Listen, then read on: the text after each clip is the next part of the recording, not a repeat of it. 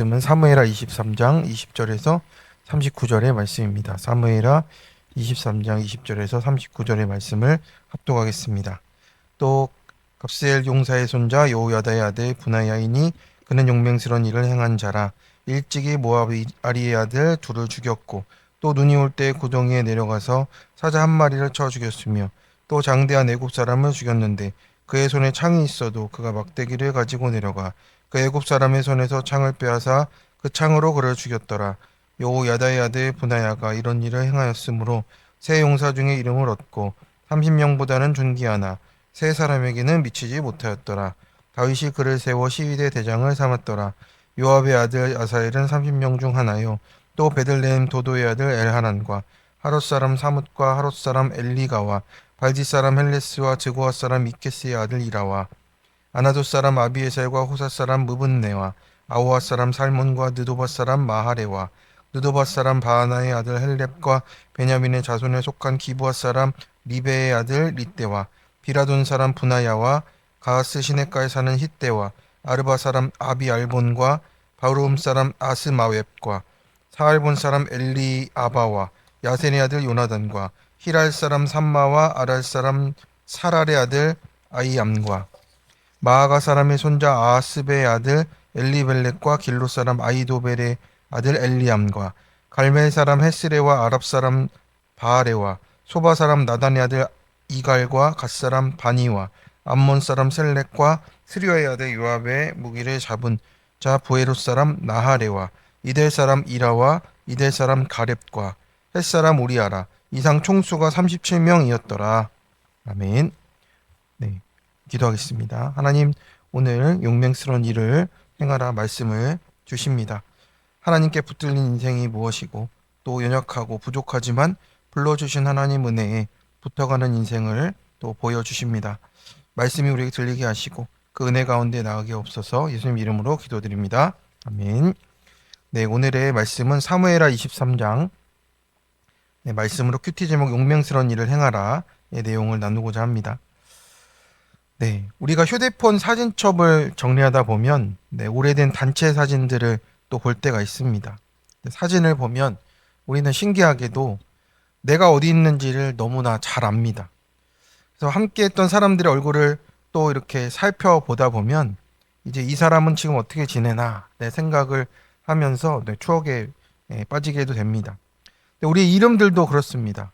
이렇게 이름 하나하나 듣다 보면 추억이 떠올리기도 하고 어떤 이름은 웃음이 떠오르기도 하고 어떤 이름은 미안함이 떠오르기도 하고 마음 한편을 아프게도 하는 이름들도 있습니다. 근데 이 이름에는 이렇게 이야기가 담겨 있고 또 사진 한 장에도 그런 추억들이 담겨 있습니다. 오늘 본문은 또 이름이 많이 나오는 본문 가운데 또 하나입니다. 브나야의 이야기 후에 용사들의 이름이 이제 길게 이어집니다. 또 그래서 우리가 족보와 같고 또 명단 같아서 이렇게 쉽게 지나갈 수가 있습니다. 왜냐하면 아무런 설명이 없이 이름만 나와 있기 때문에 그렇습니다. 그렇지만 성경에는 의미 없는 기록은 아닌 것입니다. 하나님이 이름을 적으실 때 그 사람의 인생도 기록되어 있다라고 말씀을 하는 겁니다. 그래서 오늘 이 명단을 읽으면서 가장 마음이 떨렸을 사람은 사실 다윗입니다. 다윗은 이 이름들을 들으며 어땠겠습니까? 함께 싸웠던 전우들일 것이고 또 함께 울고 웃었던 사람들입니다. 그리고 함께 승리를 경험했던 사람들의 이름으로 기억이 될 겁니다. 그런데 그 명단에는 참 다윗이 쉽게 또 생각하지 못할 이름들도 있습니다. 또 우리 햇사람 우리아의 이름도 있고 또 엘리암이라는 이름도 있습니다. 아이도벨의 아들이죠. 또 햇사람 우리아도 있는 이 이름들이 그냥 단순한 용사의 이름으로만 끝나지가 않습니다. 왜냐하면 다윗의 가장 큰 치부를 떠올리게 하는 이름이 되었기 때문입니다.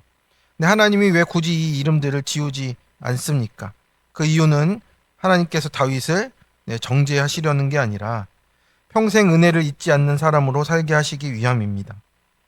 그래서 오늘 본문도 다윗의 용사들의 이야기 속에 하나님께 붙들려 살았던 사람들의 이름이기도 하고 또 다윗의 끝까지 또 회개의 자리에서 하나님을 바라보게 하시는 이름으로도 지금 사용하고 계십니다. 첫 번째, 하나님께 붙들 때 막대기도 창든 자를 이깁니다.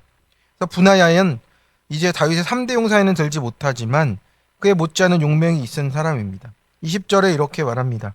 그가 또 눈 오는 날에 구덩이에 내려가 사자를 죽였다라고 합니다. 눈 오는 날 구덩이에 내려간다는 게 일반 사람으로서는 할 수 없는 일입니다. 미끄럽고 위험한 것이고요. 그리고 특별히 사자가 있다고 하는데 거기에 그냥 내버려 두고 힘이 빠졌을 때 내려가서 그냥 아니면 위에서 화살을 쏴서 이렇게 죽게 해도 되는데 오히려 내려가서 싸운 용맹스러운 사람입니다. 왜 그랬습니까? 성경은 이유를 말하지는 않지만 이렇게 하나님께 붙들린 사람이 위험을 계산하기보다 신뢰하며 또 그 사자 때문에 다른 지역의 사람들이 피해보지 않도록 하려는 그런 마음들도 분명히 있었을 겁니다. 하나님의 백성을 보호하려는 마음이었기에 하나님이 또 힘을 더해 주신 것 같습니다. 또 이어진 21절에도 어떻습니까? 애굽 사람의 손에 장대한 애굽 사람의 손에 창이 있었는데 분하야는 막대기를 가지고 내려가서 싸웠답니다. 창이 있었는데도 막대기를 가져갔다라고 하는 거예요. 인간적으로는 도저히 상대가 안 된다는 것을 강조하는 것입니다. 창과 막대기의 싸움인데 분하야는 결국엔 적의 창을 빼앗아서 그 창으로 승리하는 그런 역전을 보여주는 것입니다. 여기에 하나님의 구속사가 있다라고 하는 거예요. 모세에게도 정말 그 40년 광야를 살았던 그 지팡이가 하나님이 붙들린 지팡이가 된 것이고 홍해를 가르는 하나님의 능력을 담아서 썼습니다. 다윗의 물맷돌도 그렇습니다. 골리앗을 쓰러뜨린 것이 그냥 돌이 아니고 하나님이 함께 던져주신 돌이 된 거예요. 분하야도 마찬가지입니다. 막대기를 사용한 것이 그냥 막대기가 아니고 막대기를 든 사람을 하나님 붙들어 주셔서 또 창 가진 자도 이기게 하시는 하나님의 승리를 허락하셨습니다. 우리는 자꾸 내 손에 없는 것을 보게 됩니다. 나는 저 사람처럼 재능이 없고 가진 것이 없고 또 환경이 어렵다. 문제가 많다라고 할 수 있습니다.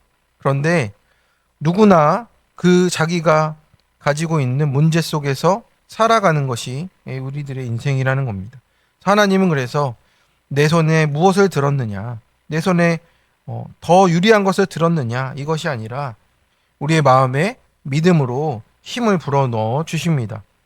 그래서 환경이 바뀌어야 사는 게 아니라 하나님을 붙들어야 산다라고 오늘 우리에게 말씀하시는 겁니다. 그래서 오늘 내 인생에도 지금 막대기만 휘두르는 것 같지만 그 자리에 그 막대기에 하나님이 부어주시는 능력이 임할 줄로 믿습니다. 적용 질문입니다. 지금 내 삶의 막대기는 무엇입니까? 부족하다고만 여겨 하나님께 맡기지 못하는 영역이 무엇입니까? 분하야처럼 하나님을 믿고 내려가야 하는 눈 오는 날의 구덩이는 어떤 것입니까? 나는 환경을 핑계 삼아 순종을 미루고 있지 않습니까? 두 번째입니다. 허물 많고 부족한 자들도 부르시고 써 주십니다. 24절부터는 이제 용사들의 이름이 39절까지 계속 이어집니다. 아사엘이 있고 에라난이 있고 삼마가 있고 이라가 있고 갈렙이 있고. 그래서 아사엘 정도는 우리가 또 들어봤습니다. 그리고 마지막에는 햇사람 우리야도 기록되고 있어요. 본문을 읽으면 읽을수록 이상한 점들이 있습니다. 왜 하나님은 이름만 적어도 되는데 굳이 우리야를 마지막에 기록을 하십니까? 우리가 그것이 좀 묵상이 되는 것 같습니다. 첫 번째로 눈에 들어오는 사람은 아사엘입니다. 아사엘은 요압의 동생이었고 달리기가 노루처럼 빨랐던 사람인데 이 아사엘이 누구한테 죽었죠? 사울의 부하인 아브넬에게 죽게 되었습니다. 이제 끝까지 쫓아가지 않아도 되는 상황이었어요. 그런데 아사엘은 또 요압처럼 공을 세우고 싶은 그 공신력을 좀 따랐던 사람입니다. 그러니 빨리 달려가다가 아브넬이 그냥 창의 앞쪽이 아니라 뒤쪽으로 그냥 밀었는데 너무 빨리 달려오니 그것에 이제 창 끝에 찔려서 죽게 되는 그런 운명이 되었습니다. 열심히 있었습니다. 또 노력을 했는데 이게 그 분별이 부족한 거예요. 자기 눈앞의 것만 보고 있으니 그렇게 됐다라고 하는 겁니다. 우리도 마찬가지입니다. 이 아사엘을 보면 우리의 열심보다 중요한 것이 하나님의 뜻 가운데 묻고 가는 것입니다. 하나님이 살려야 할지 하나님의 뜻이 어떤 것인지를 물어야 하는 것이에요. 내 열심이 하나님의 뜻보다 앞설 때 우리에게 이런 어려움들이 나타난다라는 겁니다. 두 번째는 엘하나입니다. 엘하나는 거인족과 싸운 용사였어요. 화려한 이름은 아니었는데 묵묵히 자리를 지킨 이름으로 기억이 되어 있습니다. 거인족과 싸울 수 있는 그 용맹함을 하나님이 허락해 주신 사람이 되었고 하나님 나라를 지키는데 충성된 사람이 되었다라는 거죠. 또 한 사람은 누굽니까? 바로 엘리암입니다. 엘리암은 그냥 이름만 들으면 잘 모를 수 있어요. 그런데 아히도벨을 생각하면 저희가 떠오를 수 있습니다. 아히도벨의 아들이에요. 그러면 아히도벨의 아들이면 밧세바의 아버지가 되는 겁니다. 그러니 우리아가 이제 그의 사위가 되는 것이고 엘리암은 장인이 되는 거죠. 다윗은 이제 가장 충성스러운 용사 우리아를 죽이게 되었고 한 아버지의 딸과 그 가정을 망가뜨렸습니다. 그래서 엘리암의 이름도 오늘 다윗의 용사의 명단 속에 기록이 되어 있습니다. 이 명단을 읽는 다윗의 마음이 어땠겠습니까? 엘리암이 있습니다. 또 우리아가 있습니다. 이 두 이름을 볼 때마다 자신의 모습이 떠오르게 되는 겁니다. 바울이 스데반을 떠올리듯이 하나님 앞에 자기가 서게 되는 이름이 되는 거예요. 그 사람들이 없었다면 다윗은 어떻겠습니까? 되고 되는 인생이 되어서 자신이 하나님 앞에 서기가 어려웠을 겁니다. 하나님이 굳이 이 이름들을 지우지 않으시며 기록하시고 성경에까지 남겨두시는 거예요. 우리도 다 다윗과 비슷한 사람들입니다. 죄인을 정죄하려는 것이 아니시고 회개한 다윗이 은혜를 끝까지 잊지 않는 하나님의 기록이 되고 있습니다.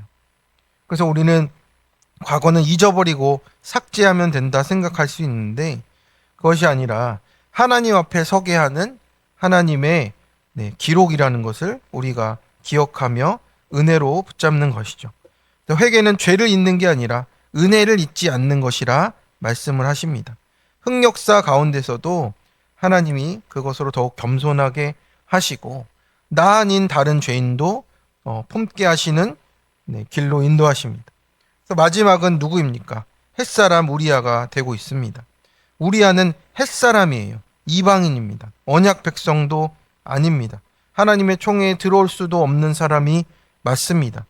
그런데 누구보다 충성스럽게 다윗을 섬긴 사람이 되었고 하나님 나라를 위해서 싸운 사람으로 이름이 기억이 남았습니다. 왕은 죄를 지었지만 신하는 끝까지 충성했던 그 기록으로 남은 거죠. 그래서 이 우리아의 이름을 하나님도 기억하고 다윗도 기억하게 되는 겁니다. 결국에는 사무엘하가 쓰여지는 것이 다윗을 위해서 쓰여졌겠습니까? 하나님을 위해서 쓰여진 것이고 또 여기 있는 우리를 위해서 쓰여진 것입니다. 은혜를 잊지 않는 하나님의 장치가 되고 있습니다. 다윗은 용사의 용단을 읽을 때마다 나는 저 사람을 죽인 죄인이야. 그리고 하나님이 나를 버리지 않으셨다가 기억이 났을 겁니다. 하나님이 어떻게 보면 우리아의 이름 안 써줘도 될 것인데 죄를 감추지 않으시고 죄를 드러내 회개하게 하시고 회개한 죄인을 다시 사용하십니다. 그래서 이 명단이 완벽한 명단이 아니고 은혜로 살아나는 사람들의 명단입니다. 또 우리도 보면은 이제 우리의 연약함들과 부족함들이 있습니다. 근데 그런 것들이 사실은 어떤 것입니까? 하나님의 은혜로 그 사람을 부르신 그 자리라고 하는 겁니다. 그래서 그 죄의 모습들, 연약한 모습들, 부족한 모습들이 없었다면 하나님을 찾지 않는 것이 우리의 본질입니다. 그래서 이 본문은 용사들의 명단이지만 은혜의 명단으로 우리가 기억을 하게 되는 겁니다.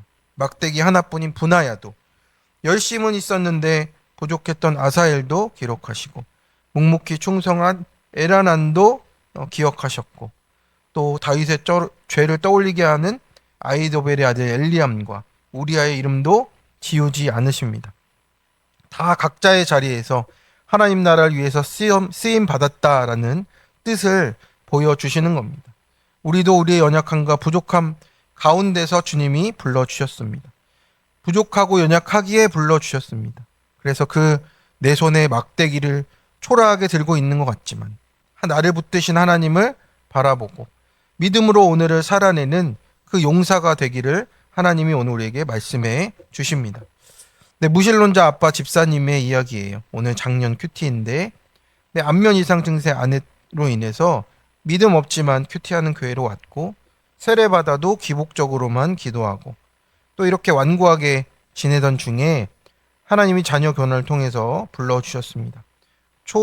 초등학생 6학년 아들이 우울과 불안과 강박과 주의력의 결핍이 크게 왔다라고 해요. 그래서 상담 선생님을 찾아가서 상담을 받는 중에 아들은 문제가 없는데 아버님이 문제네요 라고 진단을 받았답니다. 받아들이기가 처음에 힘들었지만 내 판단과 훈계와 질책 때문에 아들의 마음이 병들었구나 라고 인정하고 회개하게 되었다고, 지체들의 기도와 권면 덕에 아들의 건강이 또 회복되어지고 관계가 회복되어지는 은혜를 또 경험하게 되었다라고 간증하고 있습니다. 그래서 다윗의 용사같이 직체들을 붙여주신 은혜가 너무 크고 막대기같이 연약한 나를 용사로 불러주셔서 그 은혜에 감사한다고, 이제는 아들에게 사과하고 사랑과 온유의 말로 또 연약함을 나누겠다라고 이렇게 말을 하고 있습니다. 네, 맞습니다. 자신의 지식과 내 판단과 기준이 옳다라고 하는 이 무신론자 아빠가 이제 하나님 안에서 이 하나님을 만나게 되는 과정들이 온 것 같아요. 네, 이제 아내로도 안 되니 또 자녀의 고난이 또 왔던 것 같습니다. 하나님이 그래도 그렇게 불러주셔서 이름을 기록하시는 그 자리에 두신 것이 은혜인 줄로 믿습니다. 오늘 이 말씀처럼 우리도 또 막대기 같은 초라한 삶을 붙잡을지라도 또 하나님이 붙잡으시는 그 하나님의 막대기가 되고 또 그 하나님께 붙들려서 또 자기 죄를 보며 은혜 가운데 오늘도 하나님 나라 위에 살아가시는 성도님들 되시기를 축원합니다. 적용 질문입니다. 아사엘처럼 내 열심 때문에 공동체를 힘들게 하거나 하나님 때를 기다리지 못했던 것은 무엇입니까?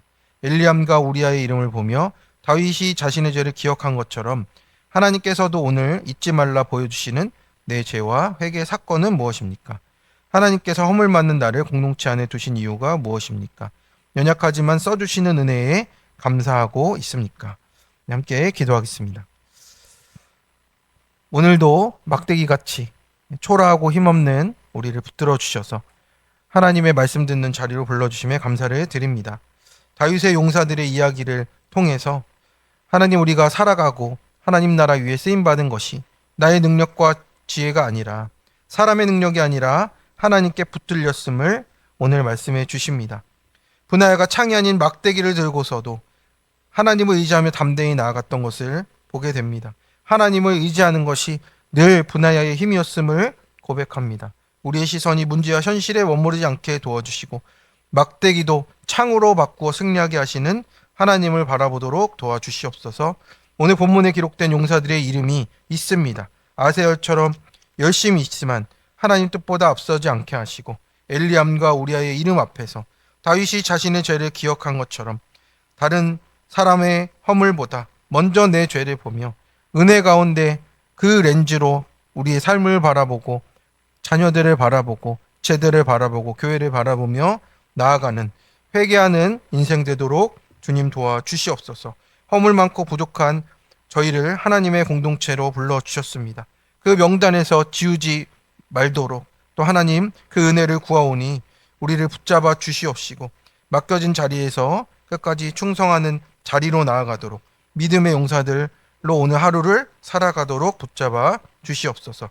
감사드리며 우리를 끝까지 붙드시고 승리하게 하시는 우리 주 예수 그리스도의 이름으로 기도드립니다. 아멘.